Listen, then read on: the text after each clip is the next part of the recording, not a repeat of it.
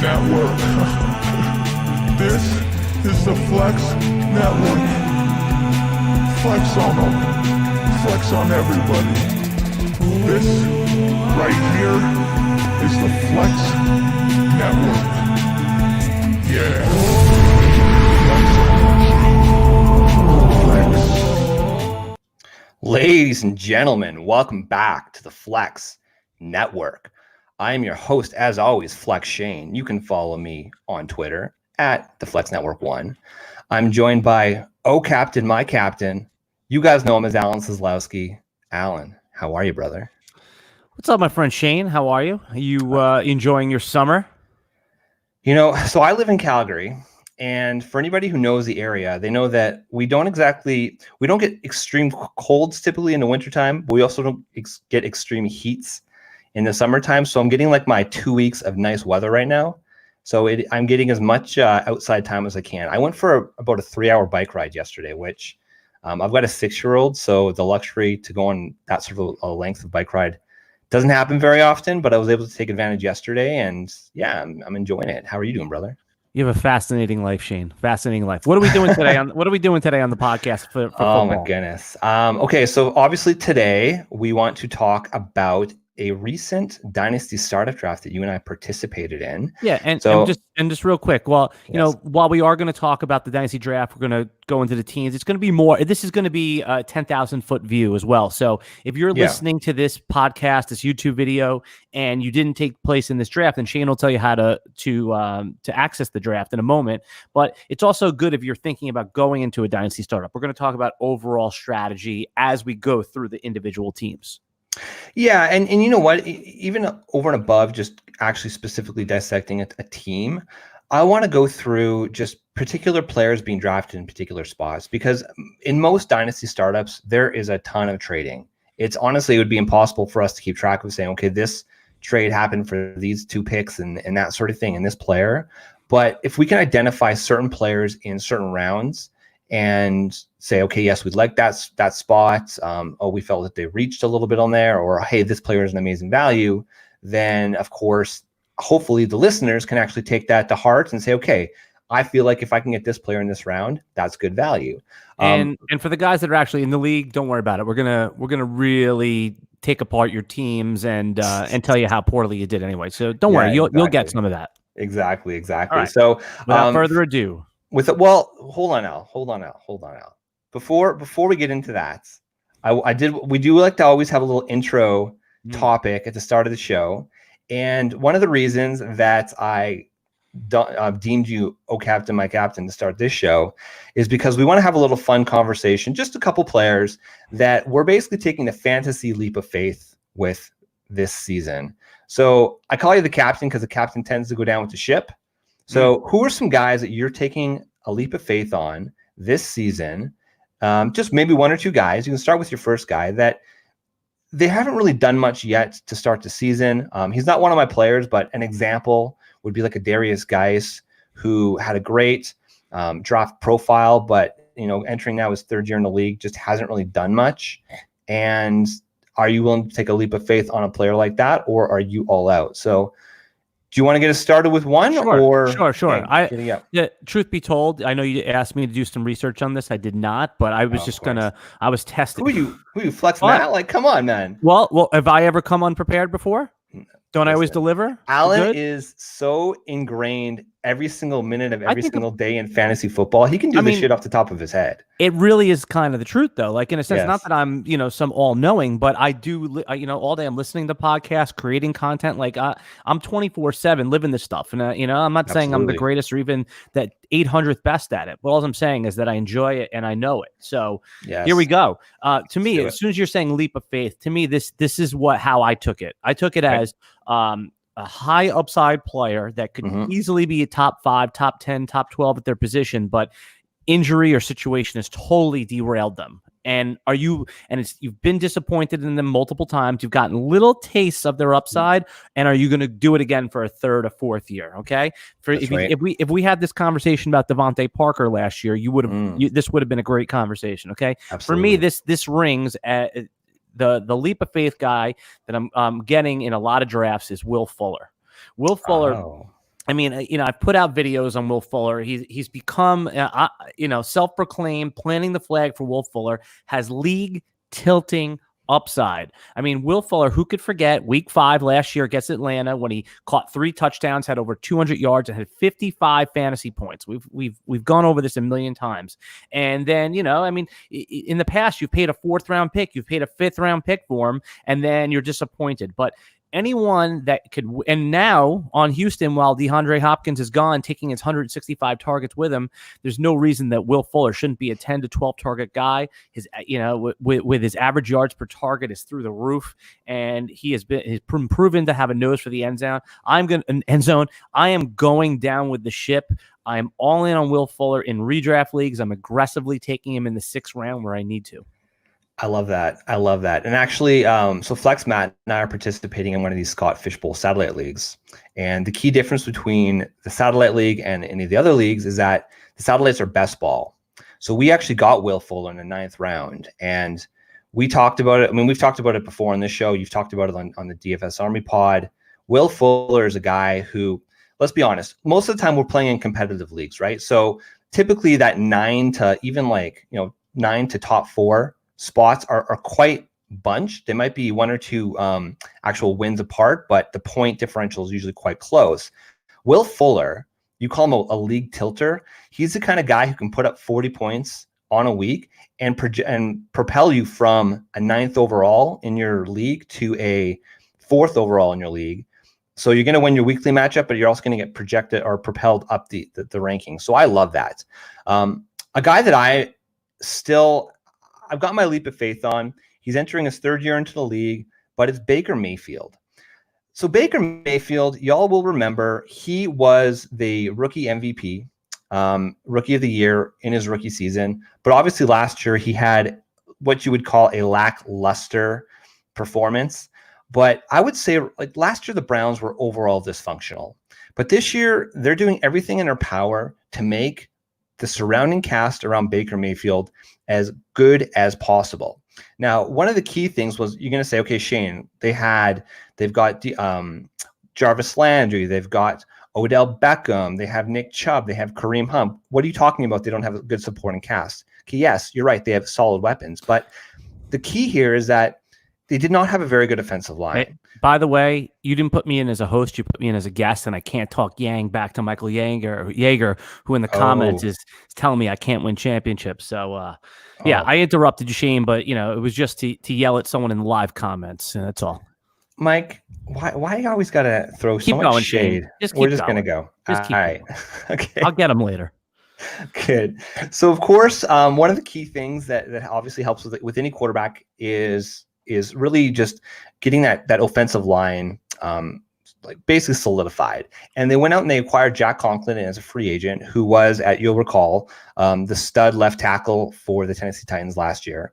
And they went and they used their 1st overall pick in the 1st round of the NFL draft this year to draft offensive tackle Jedrick Wills. Now, the key thing here is that last year, Kevin Stefanski, who is now the head coach, he was the OC at Minnesota. And Minnesota, they liked to run the ball, and they like to put out 2 tight end sets. So last year, they were actually number 2 in the league behind only Philadelphia, with having 2 tight end sets 34% of the time. They, of course, went out and they acquired Austin Hooper, who they paid. He's now the highest paid tight end in the league. And they did take the 5th-year option on David Njoku. Now, you're going to say, well, he's come out recently and said that he's requesting a trade. I don't know. I mean, it could happen, but realistically, I don't think Cleveland wants to trade this guy. So to me, Cleveland is setting up the pieces around Baker Mayfield very nicely. I think they're going to want to be a run-first team. But the thing is, I think that's going to set up very, very nicely for Baker Mayfield. So yes, maybe the absolute max ceiling might be a little capped, but I feel like the efficiency is going to go up dramatically. And we know, like, we're kind of out on Jarvis Landry this year, not because of talent, but because at least today, as of July 12th, when we're recording this, we don't know about the hip situation. We're out on Jarvis Landry is drafting him. because because of where he's going, 7th, 8th round, whatever it is, because he will be dropped in your regular 16-team redraft league. Someone's going to draft him. Week 1's going to go by. Week 2's going to go by. The injuries are going to pile up. The buys start in week 4. You're going to be forced to drop Jarvis Landry if he doesn't start the season healthy, which by all accounts, I don't see how he's going to. So it's not that we're out on him as a player, like you just said. We are just waiting until someone drops him, and then we're going to pick him up in week 5 when he's ready to go in week 6. Yeah, exactly. And I mean, it depends on the sort of league you're in, but maybe you can even trade for him if you are winning your league, because look, fantasy football is hard enough in a COVID world.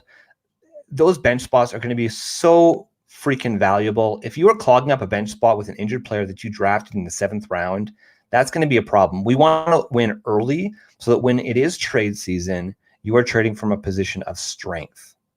So, Al, I'm going to stop it there. 1 player each. That way we can really dive into this draft.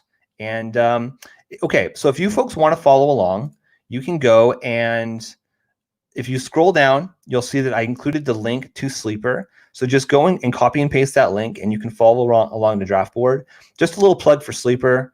They're not a sponsor or anything like that, but I have to say they are. Put it in the live comments too. Put it in the live comments. So if anyone that's watching live can just copy and paste it and not have to scroll and do all this other stuff. See, Al, you are a man of the people, and I love that. Well, isn't that what everything is nowadays? You want to make it easy. You want to make the obstacle to You want to make the obstacle to achieving the goal 1 click away. Absolutely. So hopefully our league mates are listening. So guys, if we say good things about your team, you're welcome. If we say bad things about your team, no disrespect or no disrespect.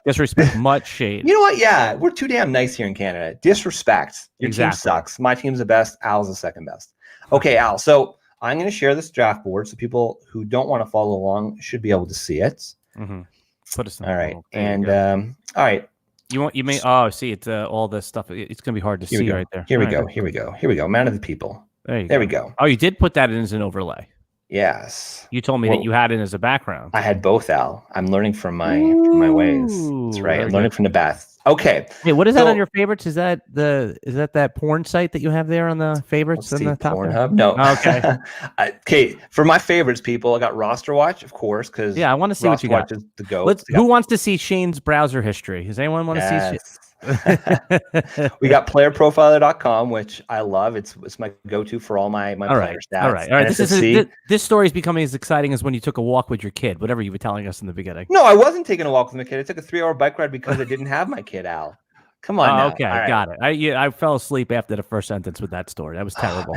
So you know what I don't like about Al? Is that when we go earlier, he's kind of just a little bit more chill. But when it's a little bit later, it's 11 Eastern right now. He's had his coffee, he's had his lunch, he's energetic, and he's just throwing shade left, right, and center. That's okay. Let's get into it. We've already wasted 15 minutes of people's time. All right. So, Al, I drafted out of the 1 spot. You drafted out of the 2 spot.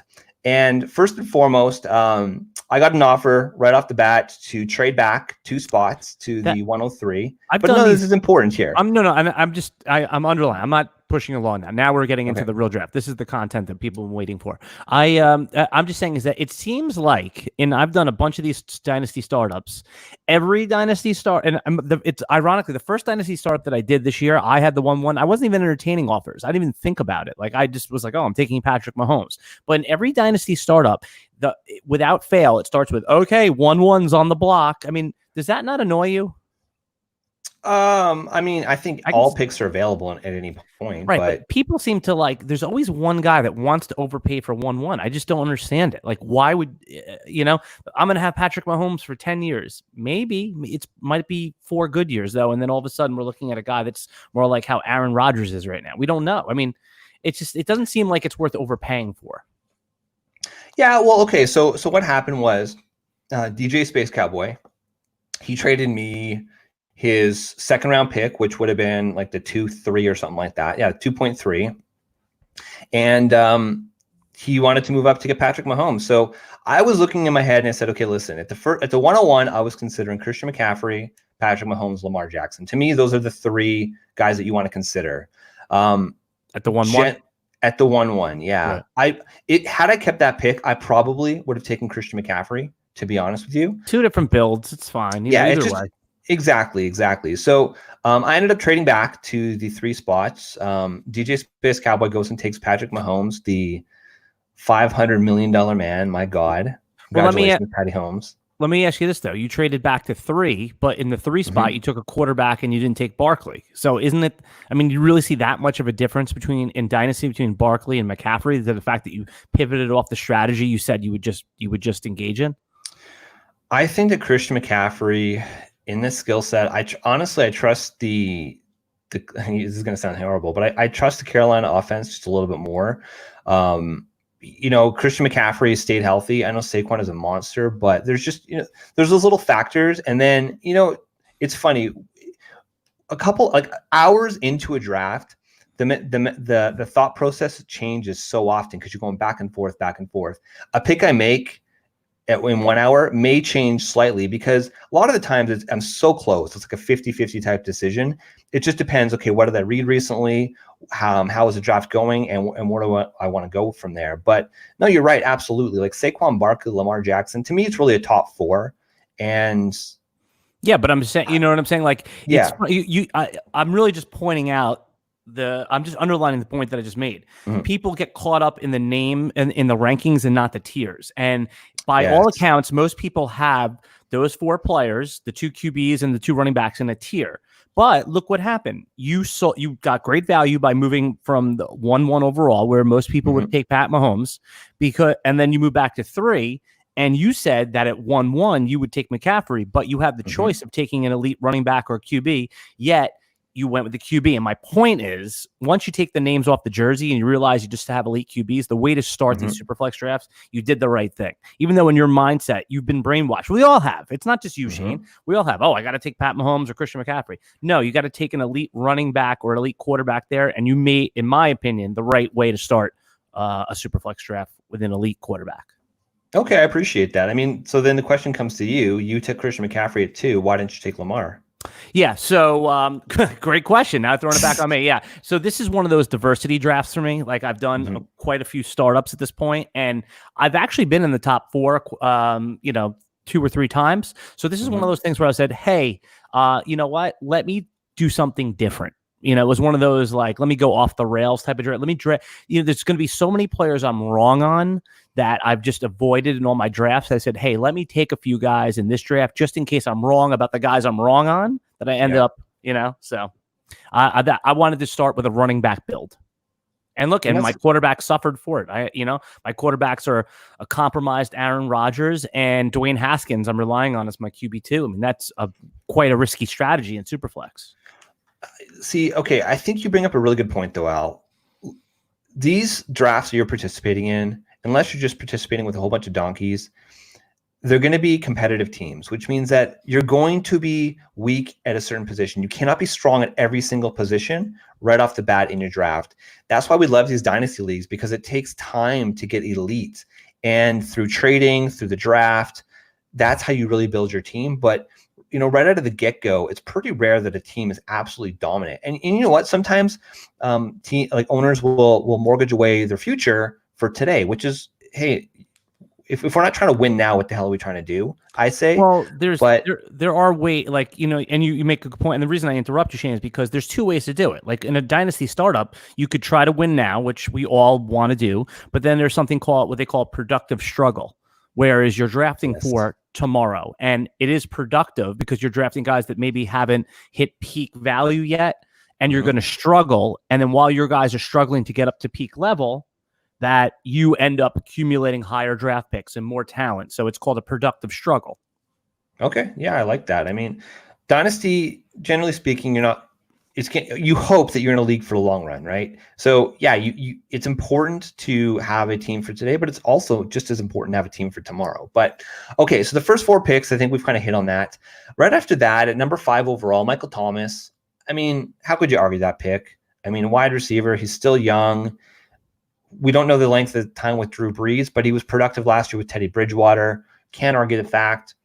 Ezekiel Elliott goes. But then overall here at the 1.7, Kyler Murray goes as a 3rd QB up the board. That's our guy Meckard, right? He's in another league that I'm in too, and I really wanted to crap all over his team. I told him I was really gonna hit him hard, but he's got most of the guys that I really like on his team. I mean, he starts off like you said with Kyler Murray, who in the beginning of Dynasty Startup season, Shane, he was going in the second round, and now Murray's a top 8 overall player in Dynasty Startup. It's amazing, and this just shows you the value. He comes back with Mixon and Eckler in the next 2 rounds. Those are 2 players that you and I soundly think belong in the first round, even though we don't have to take Eckler in the first round of regular redraft leagues. So, I mean, that's why these SuperFLEX 2 tight end leagues are so interesting, because there's a lot of different ways to build. And I mean, you look on and on and on.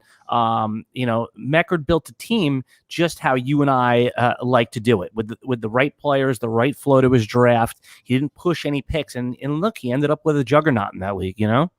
Yeah, and actually, I'm just going to take a step back here. So through the first 5 rounds, again, just to reiterate the format, SuperFLEX, you start, what is it? You start 2 wide receivers, 2 running backs, 2 tight ends, and then a whole bunch of flexes. But the draft actually started off out with 18 quarterbacks, 17 running backs, and 18 wide receivers, and 8 tight ends, which I get why there would be a faded tight end. But it's interesting that it's actually pretty balanced for the first 5 rounds. Now, obviously, the top of the draft was quite quarterback heavy, but I don't know if I would have taken Kyler Murray as the number 3 quarterback. I mean, you can set the story. Who would you take ahead of him? Dak? I probably would have taken another Dak or Deshaun. Well, what was it called? Dak for sure for me, but I understand why, because Kyler Murray's like 3 years younger. I mean, that's the dynasty angle. Youth, yeah, of course. Yeah, of so course. that's I mean, he's got the upside with his running. Right. I mean, now, I would argue though that a guy like Kyler Murray, who is not the largest dude, he's going to be a guy who in a couple of years he's going to have to win with his arm, and I think he's got the talent to do so. But I worry about a guy that size who wins with his legs. Like Lamar Jackson's a monster. Cam Newton was a monster when he was running the ball. Even back in the day, Big Ben was a monster when he was running the ball. Kyler Murray was a slighter player. Well, so Big Ben was more of a hairs on fire backyard scrambler than he was a runner. Yeah, exactly. That's true. That's true. But you're right. I mean, you could argue Kyler, Dak, Deshaun, really in any order. So Dalvin Cook goes at the end of at the 11th pick. I like Dalvin Cook. I'm pretty high on him in general. There's obviously these holdout talks. We've been talking off air about this. I don't think he's going to hold out, but what do you think? Yeah, holdout aside, the Geek and I talked about Dalvin Cook in depth on the DFS Army podcast, and something that I brought to his attention was at the end. I mean, he's gotten hurt every season, and at the end of last season, his shoulder popped out, and if you looked on the sideline, he was doing on my bike ride yesterday. I listened to this pod, Al. Okay, so then I won't go in depth about it, but he did that thing that they do in Lethal Weapon, where you remember that when Mel Gibson had to pop his own shoulder back in, and like anytime someone's popping their own shoulder back in, and our guy Devin, who's in our league too, who's a medical doctor, can probably attest to this, that means it happens often. And he did that thing where he screamed, he pops the shoulder back in. You remember in Lethal Weapon, for anyone who's seen it? And Dalvin was doing that on the sideline to get his shoulder back in. And that just to me seems like there's WD-40 in that joint, and it could slip out at any time. And that's dangerous for a first round pick. Shane, what's our golden rule about the first 2 rounds of our draft? I mean, you're probably not going to win your league in the first 2 rounds, but you can certainly lose it. Right. So Dalvin certainly has the upside, but I mean, and look, and where he went in the late part, the 11th pick, obviously it's a no-brainer. But for those who are still considering Dalvin Cook in the top 6 or 7 picks, top 5 picks, I think there's more risk there than you or I usually like to play with in the first round. So love Dalvin Cook's upside, but I think there's there is elevated risk among those of just the risk of taking a running back in the first round. Now, this is kind of an aside. I know you're not a big Leonard Fournette guy. I know he's not one of your favorite players, but conceivably, Leonard Fournette, let's assume that let's just say for now that he goes back to the mean. He gets 5 to 7 touchdowns up from those 3 touchdowns from last year. Is there really much of a difference this year between a potential upside of a guy like Leonard Fournette and a Dalvin Cook? Yeah, I think there is. And I think that there's just 2 sides to the story too. I mean, he's appropriately priced, Leonard Fournette, in redraft leagues. I mean, he's going in the 3rd round. So The risk is priced in. Last year, there was a point where he was going at like pick 11. He settled in sort of at the middle or end of the second round. And I think he made his living last year with 100 targets. I mean, 100 targets with 75 plus catches or something like that he had was really what paid the bills for him. I mean, his low touchdown total of 3 didn't even factor into his Final Fantasy ranking because he caught so many passes. Now, the offensive coordinator in Jacksonville, John Gruden's brother, Jay Gruden, is now the offensive coordinator. And what he did was he recruited Chris Thompson. And Chris Thompson, as we saw, the last time we saw Jay Gruden use Chris Thompson, he used him as certainly as a high upside pass catcher. I mean, Chris Thompson had games where he was getting 8 for 80, 10 for 90. I mean, Chris Thompson was utilized as a major part of the pass catching game. So now what I'm saying is that I don't believe that the 75 catch upside is there for Leonard Fournette. I think it's probably closer to 55 catches. Now, if they don't get down, if he doesn't break that 5-7 touchdown plateau like you just identified, the 44 catches would be a real problem for him. The thing, Al, touchdowns are so fickle.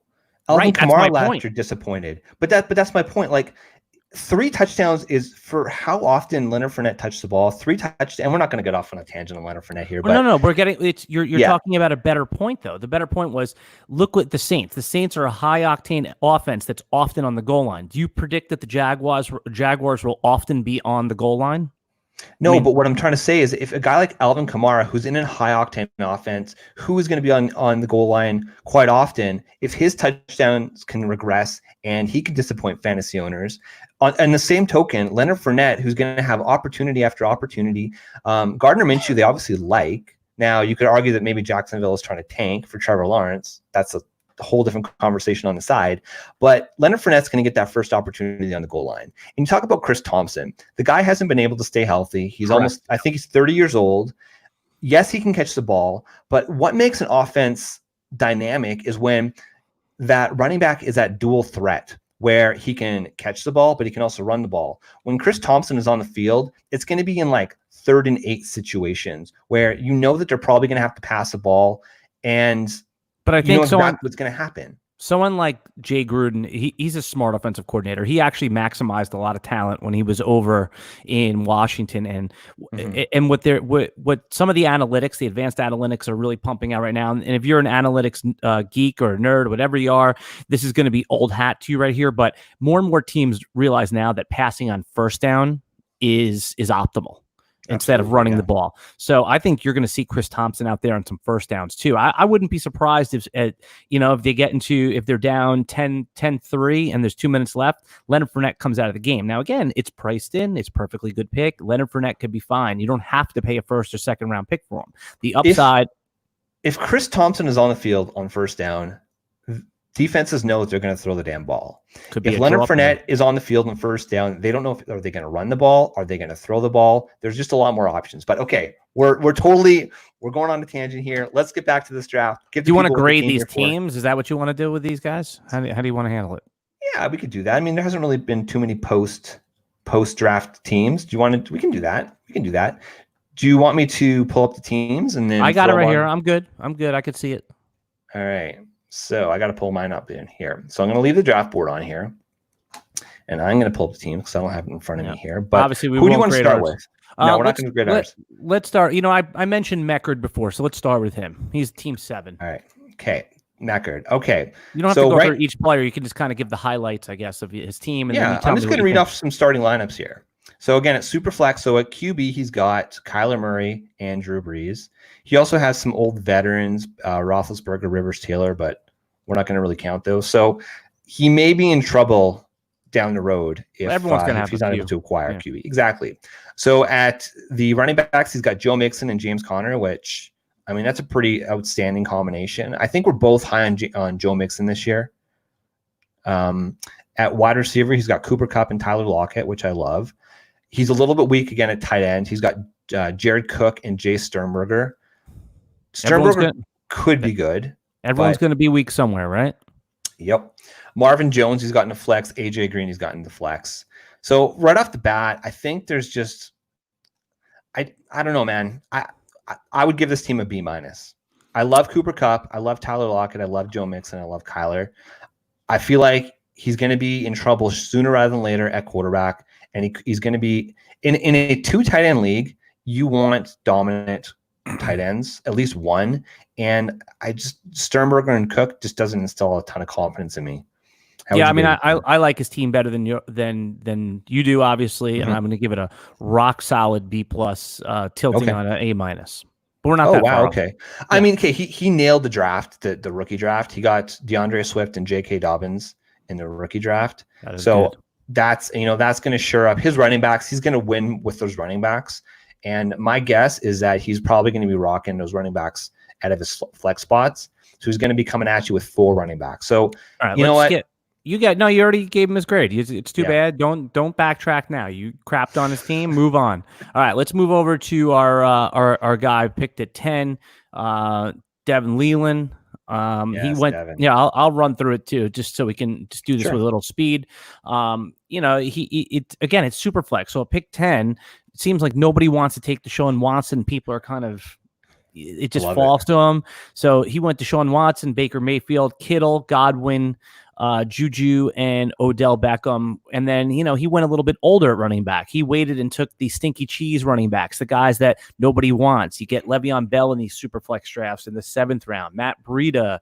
And then he just filled it in with a bunch of high upside backups. So, based on what he was able to do here, everybody's going to have a weakness. Where do you see a team like this? Do you see him as a playoff team?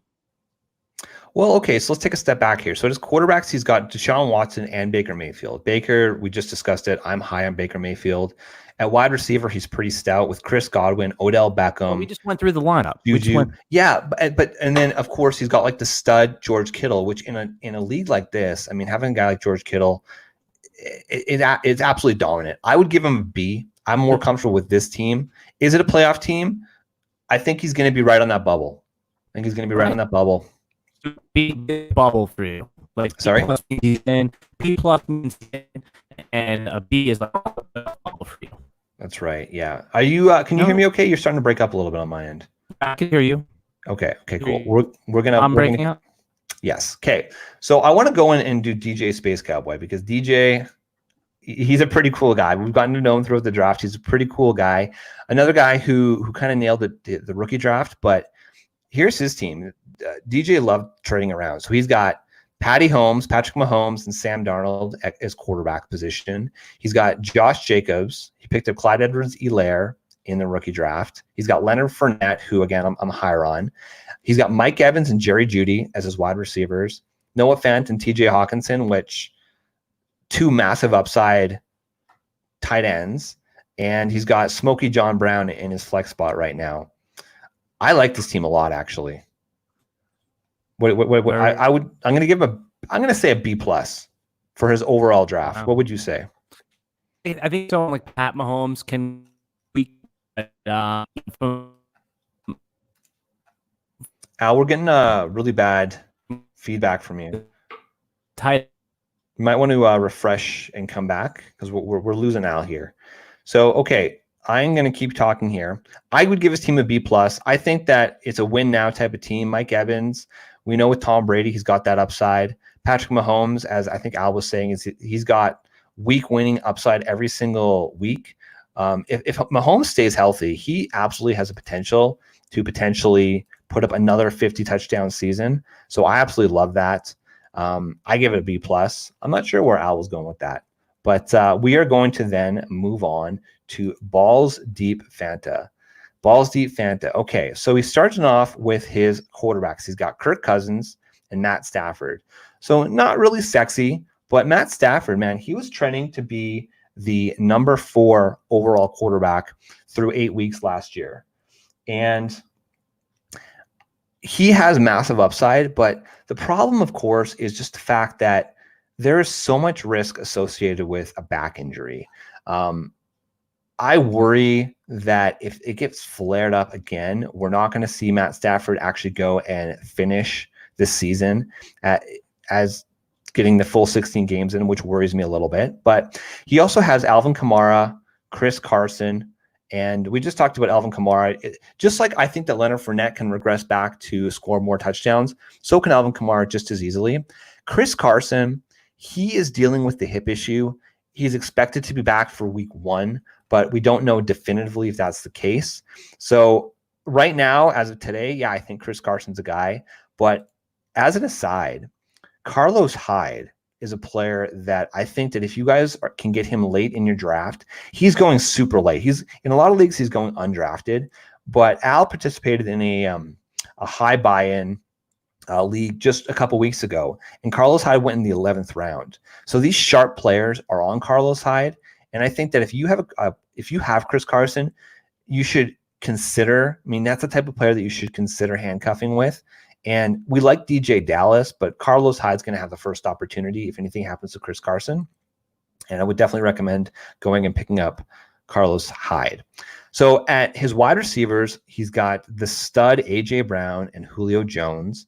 So he is in a position where he's got the massive upside this year, but he also has a player for the future.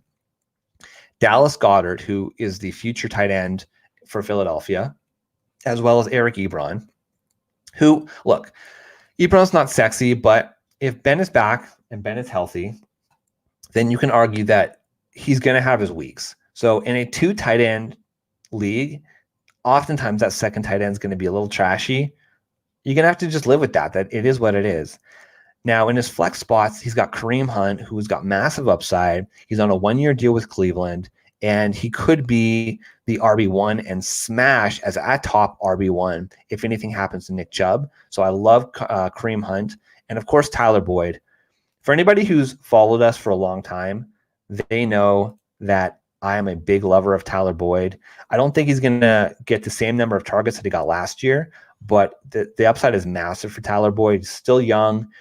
We saw what Justin Jefferson did with Burrow in the slot last year at LSU. I think that Tyler Boyd is going to do that. I'm personally out on AJ Green, so love Tyler Boyd. Al, you back with us, brother? Can you hear me? Alan is there, but I'm not sure what's happening with Al. So we're gonna keep plugging along here. So what's interesting here is he actually also has Damian Williams.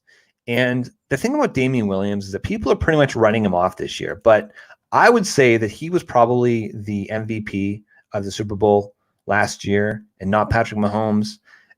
But he's getting absolutely no love because people are so freaking high on Clyde Edwards-Helaire.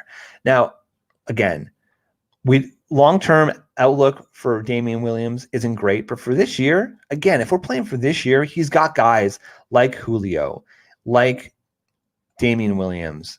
He also has Austin Eckler. So I would solidly give Balls Deep Fanta probably a solid B to B+. I worry about his quarterbacks long-term, but for this year, if Stafford can stay healthy, he's going to be a competitor every single year. We're going to move on to Juju Mercantile. Juju Mercantile picked out of the 11 spot. Okay, we lost Al again. That's cool, people. We're going to keep plugging along here. Okay, so Juju, same thing. He's a little bit older at the quarterback position, so we waited. He has Tom Brady and Matt Ryan at the quarterback position. He went and he actually traded to get Saquon Barkley. So he's got Saquon Barkley and Ronald Jones. Now, again, for any of you who've listened to the Flex Network at all, you know that I'm out on Ronald Jones. I think that Keyshawn Vaughn is going to come in and command the primary running back role in that offense. I think that he can catch the ball. He knows how to run the ball. And more importantly, Keyshawn Vaughn coming in as a rookie is a more talented pass blocker than Ronald Jones. So we liked Ronald Jones as a talent in general, but in the NFL, he just really hasn't cut it, unfortunately.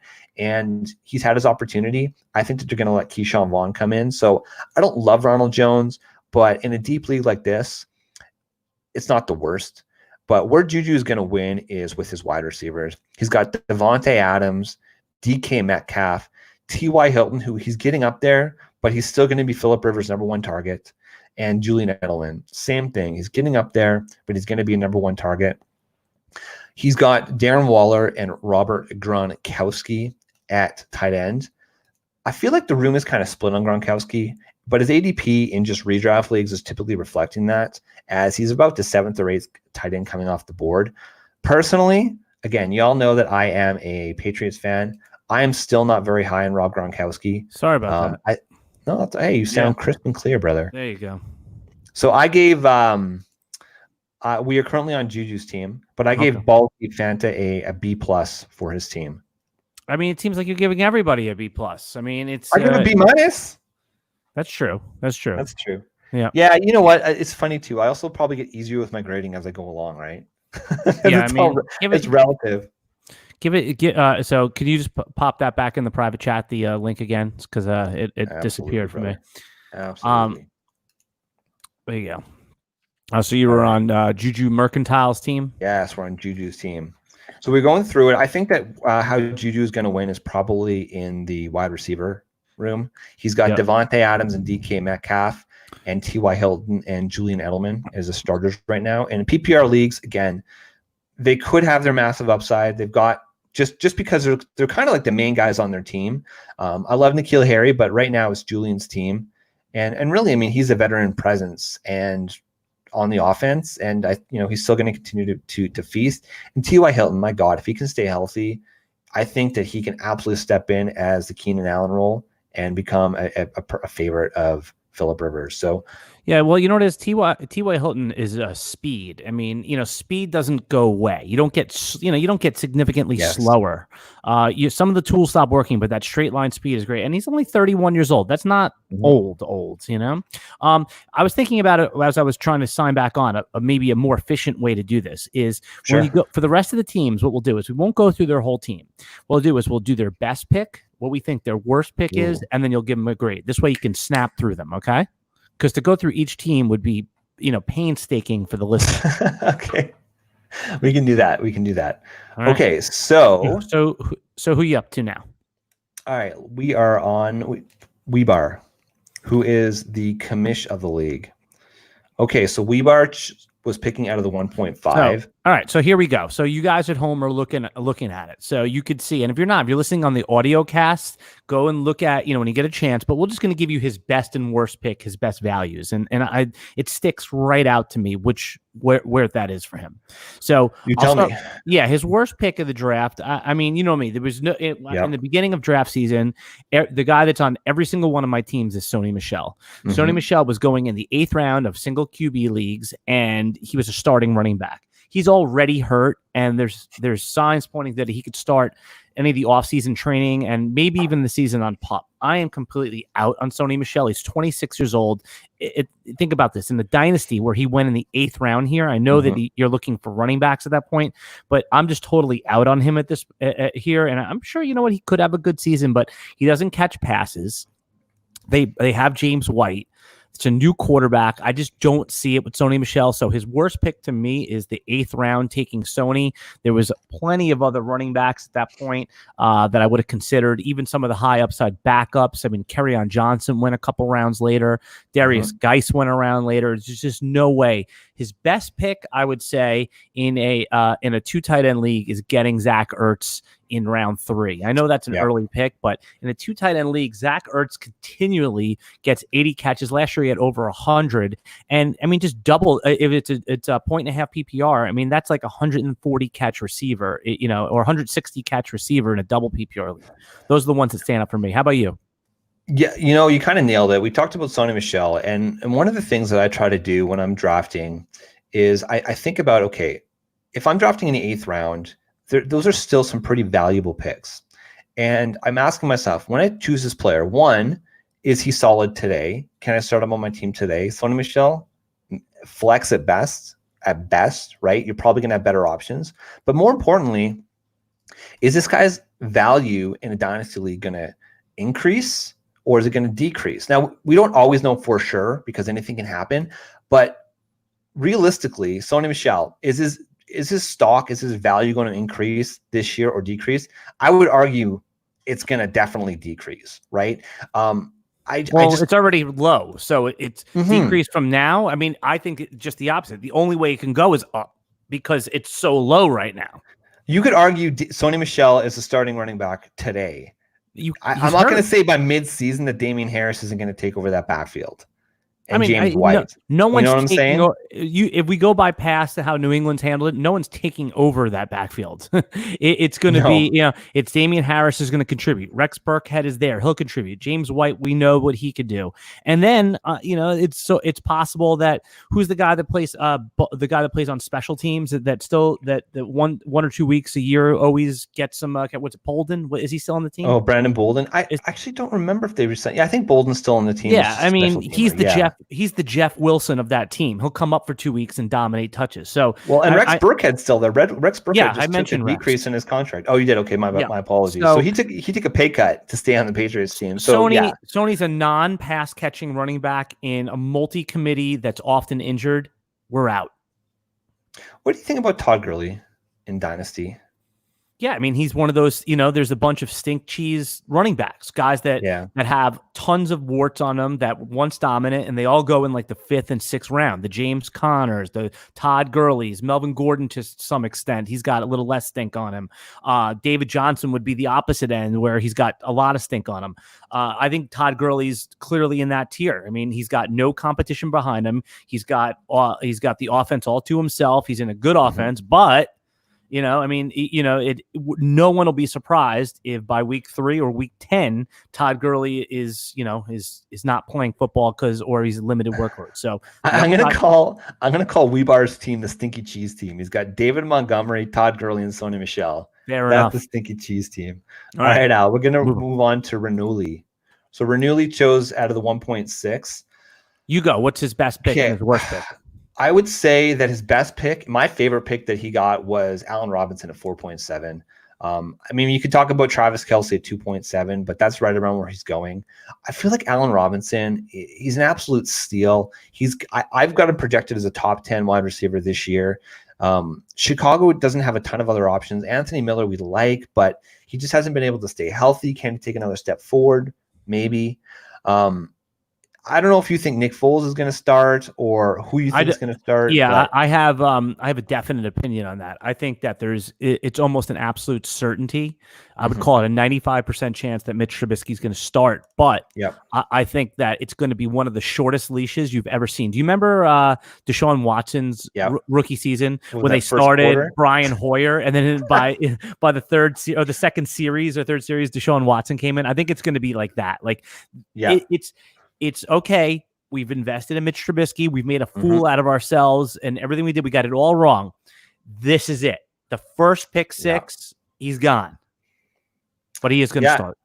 I mean, I like Renuli's team quite a bit, actually. Excuse me. I think Ryan Tannehill at 5.6 was a great pick. He's got Ian Thomas, who's got a lot of upside, but he kind of went and nailed wide receiver late. He got Rob, and I know we're not nailing off everybody's team, Al, but I think this is important, right? Like he kind of faded wide receiver early, only taking Allen Robinson, but then he hammered Robert Woods, Marquise Brown, Sterling Shepard, who I don't love, but I mean, he could still be that wide receiver one position. Yeah, it's a startable position. Brandon Cooks, if he stays healthy, he came around late and got Anthony Miller. So I like this team. The lesson here is, Shane, that in these dynasty startups where there's SuperFLEX and there's multiple tight ends, there's wide receivers at every stop of the draft. Doesn't matter if you're on that bus.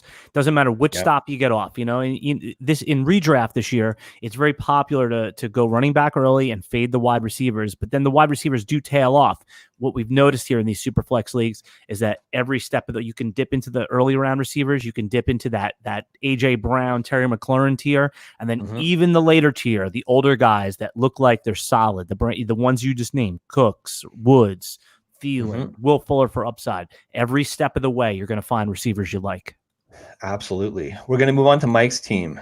So, Mike, do you want to talk about one of your favorite picks on Mike's team? He drafted in the 4th spot. Yeah, no, Mike always does a good job, So my favorite pick that Mike made was just looking down the draft a little bit is let me hold on. There was a specific, I just had it and then I lost it here, but I like what Mike did early, he, in a 2 tight end league, he faded tight end. He read the market perfectly. So he was able to get some of it, some key guys, including Tyreek Hill, which he traded for in the 2nd round. And I know in this particular league, I would say my favorite pick of his was Carson Wentz in the third in a SuperFLEX league. He went early and aggressive on there. Now, Carson Wentz, I think, belongs in the bottom of that first tier rather than where he's actually getting drafted, which is the middle of the second tier of quarterbacks. Okay. So I think that's really good. And then look what happens. He faded wide receivers, and my two favorite picks of his would be Tyler Higbee and his other tight end, Jonnu Smith. Yeah, he was able to get in there. So Mike did a good, solid job. Getting Amari Cooper in the 5th round is probably the best thing he did in this whole draft, though. Yeah, I would say his 5th, 6th, and 7th round picks, where he went Amari Cooper, Tyler Higbee, Jonnu Smith. Yeah, but Amari Cooper specifically has to be in the 5th round, his best pick. And then worst pick, I'm completely out on Christian Kirk. I've told you that a million times. Yep. I don't see what everyone else sees. So yeah, 10th round, fine, whatever. No problem. I think Christian Kirk is going to be a fine player. I mean, obviously, we thought that he could be the QB or the wide receiver 1 on that team, but with DeAndre Hopkins, that's just not going to happen. It's just they spread the ball around too much, and it's not even, okay. So you have DeAndre Hopkins, target hog on the Arizona Cardinals, right? Mm-hmm. And then Larry Fitzgerald, it's one more year. He's older, but he's kind of the de facto tight end. And then you have Christian Kirk on the other side, but they want to get Andy Isabella involved. They want to get some of their late round guys, Hakeem Butler involved. It's just too much. Drake is going to catch 45, 55 passes this year if he stays healthy.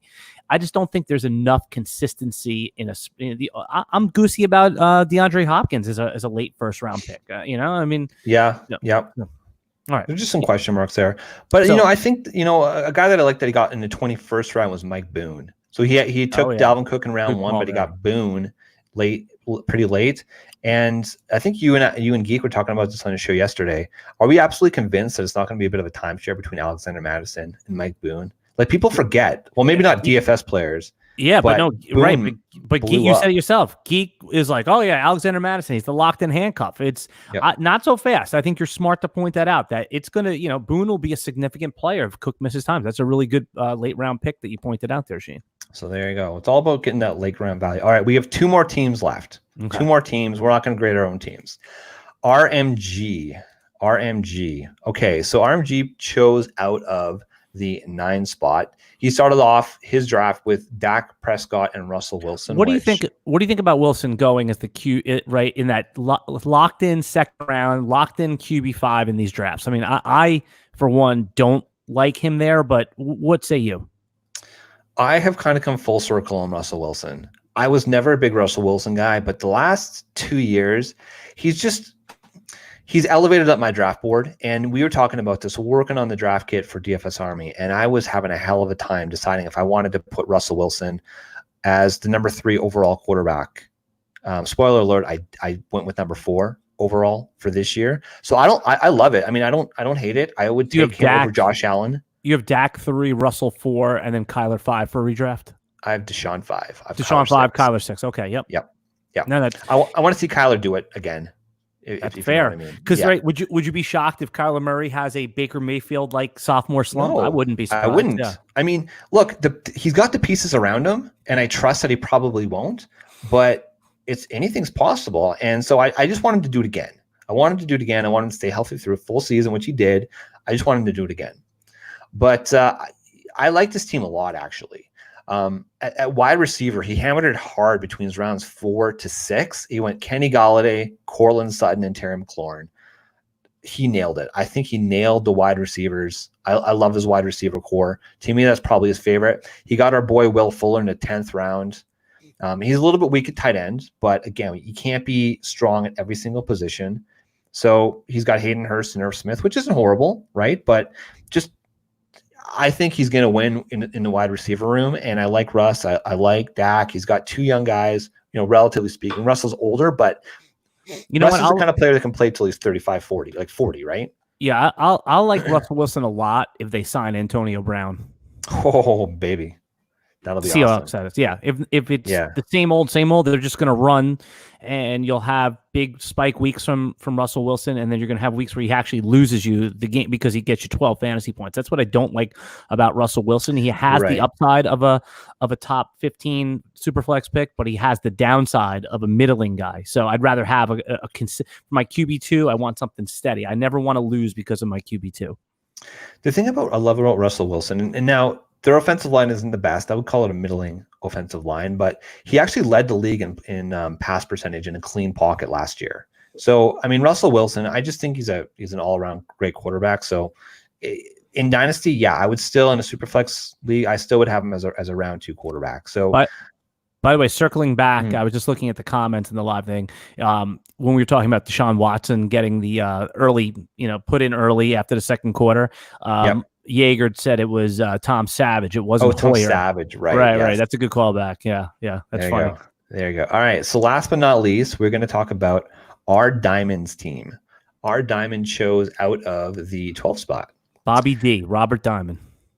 Robert Diamond. Okay, so right off the bat, I mean, I like Nick Chubb as his pick, but I don't love DeAndre Hopkins. Right, that his worst pick is his first round pick. Yeah, and it's hard to say DeAndre Hopkins is a bad pick, but when you're passing on Devontae Adams, it is. Yeah, I would probably have Devontae Adams over DeAndre Hopkins right now, but they're similar ages. And it's just that new team that spreads the ball around, or the guy that's playing with Aaron Rodgers that he just force feeds the ball to, and that I understand. I just think that in this new environment, new team, and we already just talked about how we think there is a 25 to 30% chance that Kyler could have a bad season, not an okay, like a bad season. So I just think, what do we say? Let's go back to our edict again, Shane. You can't win the draft in the first round. You certainly can lose it. I think that this actually is exactly what we're talking about. Don't try to be a hero in the first round with Hopkins and thinking he's going to have an all-time season. Let's get the guy, Devontae Adams, who is 10 touchdowns locked in if healthy, and likely 95 catch baseline. Yeah, well, another thing I don't love is that he went and he took Nick Chubb, which we love Nick Chubb as a talent, but Kareem Hunt is on that team, and he becomes a borderline RB1 when Kareem Hunt is playing with them. So he passed on guys like Chris Godwin, Devontae Adams. Take your pick at the tight end position: George Kittle, Travis Kelce. And he's the guy. He's the guy that got stuck with Stidham in this draft. In every draft that happened before the Cam Newton, there's always the guy that's like, yeah, I got Stidham. No one thought I got, and then he gets screwed. So, that's got to end up being no fault of his own, his worst pick. And for me, his best pick stands out. I love the Darius Slayton pick in the 10th round.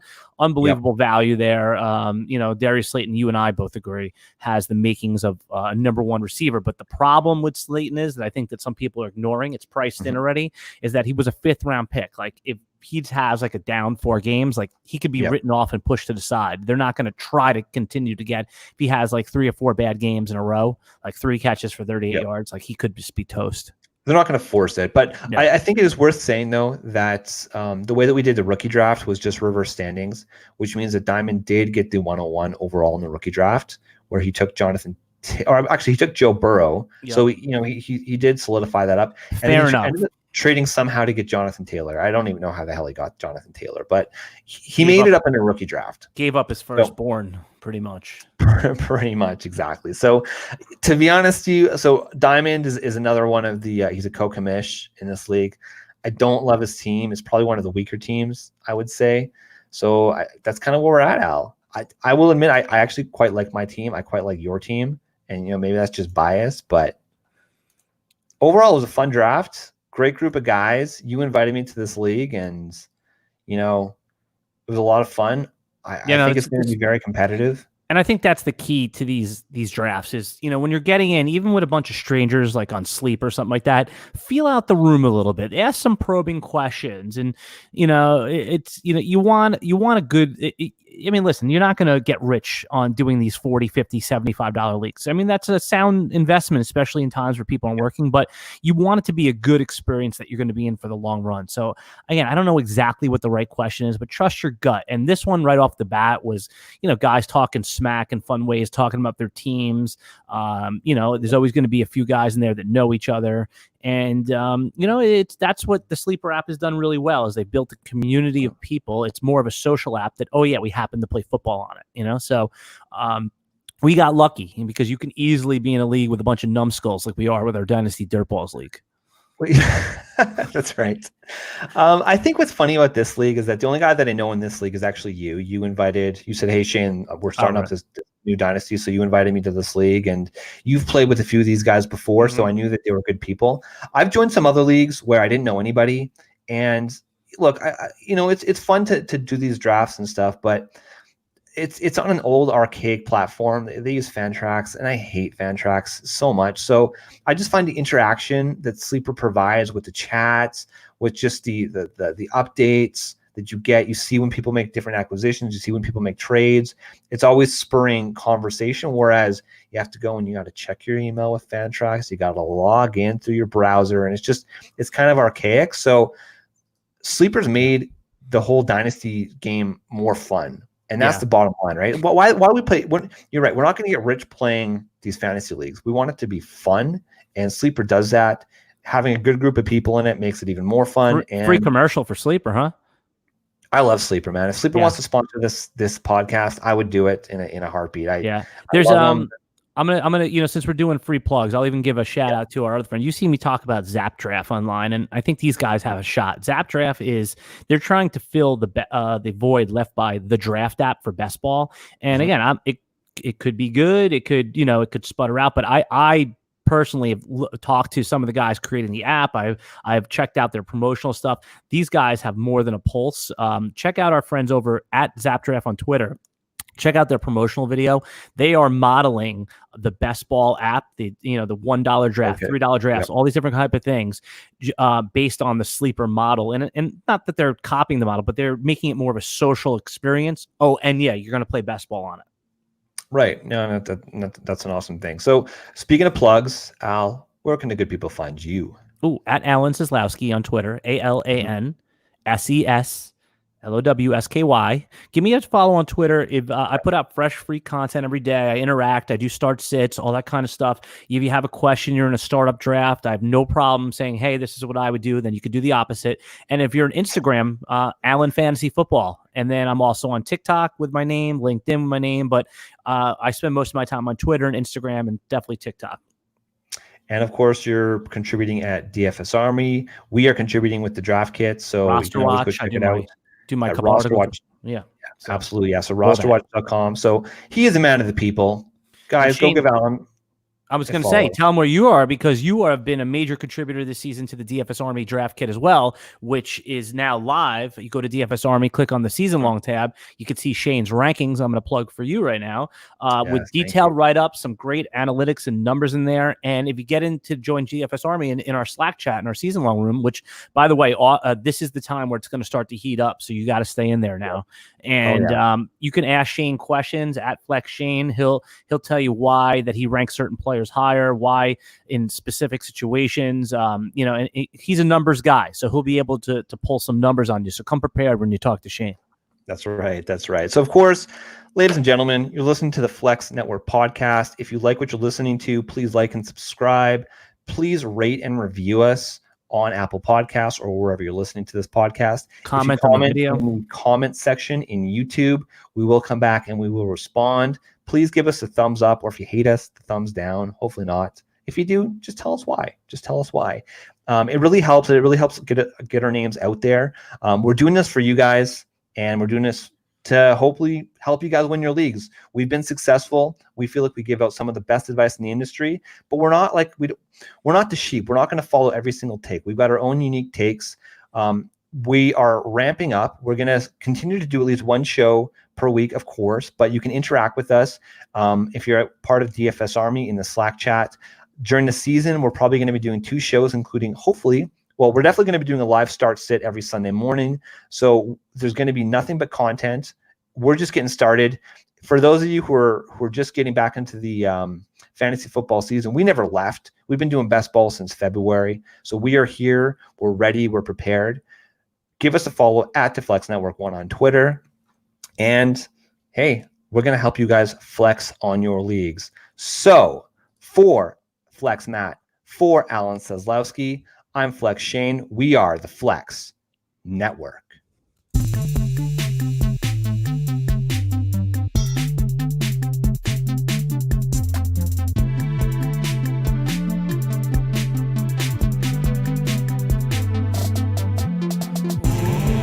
This is the Flex Network. This is the Flex Network. Flex on them. Flex on everybody. This right here is the Flex Network. Yeah.